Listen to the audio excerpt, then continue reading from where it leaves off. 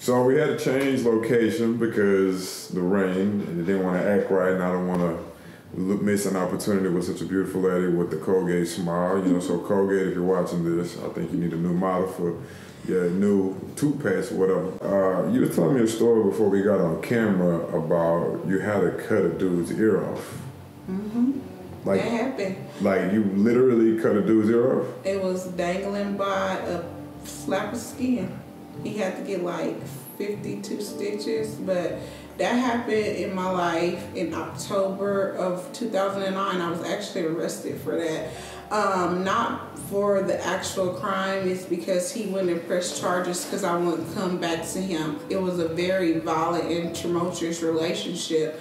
The guy actually on that day in question, it happened in June, he pressed charges in October because he was threatening me for 3 months to come back to him. It's a vicious cycle of manipulation and control. I was giving him everything that he needed. Like I was giving him like $500 a week because I was making so much money. He was driving my Jaguar, and with the end of that relationship coming the end of all of that, and I don't think he was ready for that because I ended up finding out not only was he with me for 2 years, but he was married.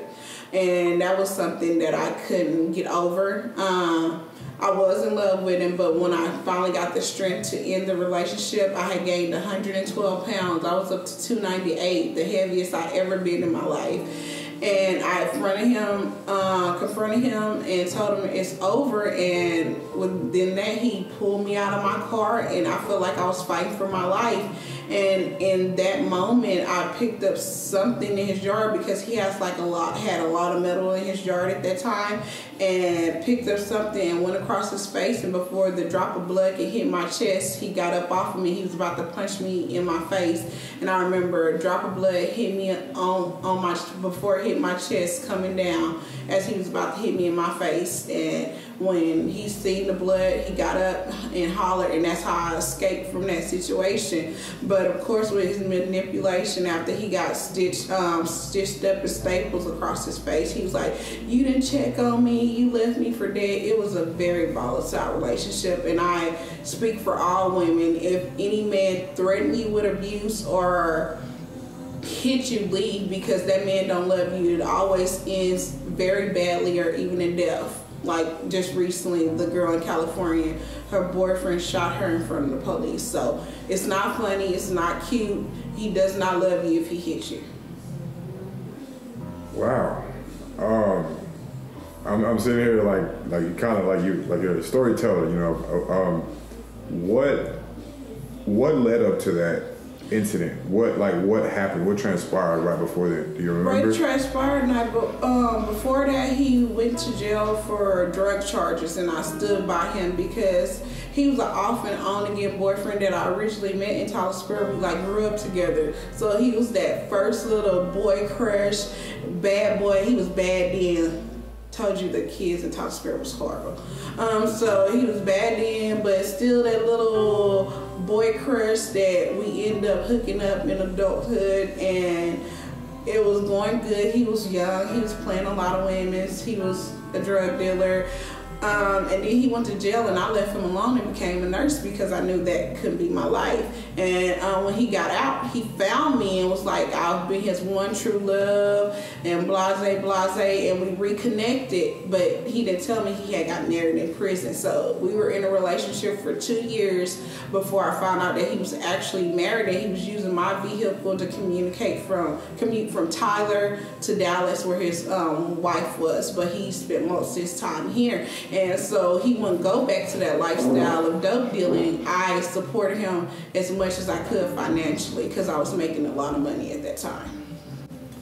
Looking back on it, do you feel that it was something that you needed to go through? Not saying that the violence and abuse, but do you feel that it was something that you can take later on in life and use it maybe for your children or nieces when they grow older? I'm a believer in God. I feel like God wouldn't allow any of that to happen to me and what I endured, because it cost me like almost $150,000 to get out the case in lawyers and not being able to work, because at that time my career was a nurse and you cannot have an aggravated assault charge on you, even if it's pending. So for almost a year I wasn't able to work, so that was $65,000 to $75,000 at the time that I was making, and the 2 lawyers cost $60,000, and then they made me take urine tests every week. That was $60. It just added up to about $150,000, and that was money I was saving for my dream home. So in the midst of, I won't say it was a mistake, a lesson that had to happen, I lost my financial stability. So it was a tough lesson, and I feel like God allowed that to happen to strengthen me, because I feel like I'm a very strong woman now. Again, that happened in 2009, so that's approximately 10 years ago. Well, actually a little bit over 10 years now. So how long were you and this individual, how long did y'all date? Off and on, a total of 7 years if you count the time that he was away, because I was still loyal to him even when he was in prison, and I was aware of his history of beating his wife later on after our incident. Why do you feel that women do that? Why do you think they stay with their abuser? Because they think they love them and they can change them or in hopes of being the man that they want them to be. But I say, from my experience, you're wasting time, because a man like that is not going to change his feathers. Hey guys, you see my interview, so please like, share, or subscribe to Odo Nation. Okay, you guys, y'all see my interview. Please like, share, or subscribe. Oh, wait, okay. It's okay. Give it 3 seconds, and then if you see the little, so I'll edit this out, but so if you see that go off, just let me know, okay? All right, so I'm sitting here with Miss Saneka Jones, and we had to move because of Mother Nature, but it is what it is. Nomadic, got a beautiful lady in front of the camera, and pretty smile, Colgate smile. We've been talking about your nursing and your growing up, but let's kind of change the pace here a little bit. You have no children. No. But you, it's okay. So, John,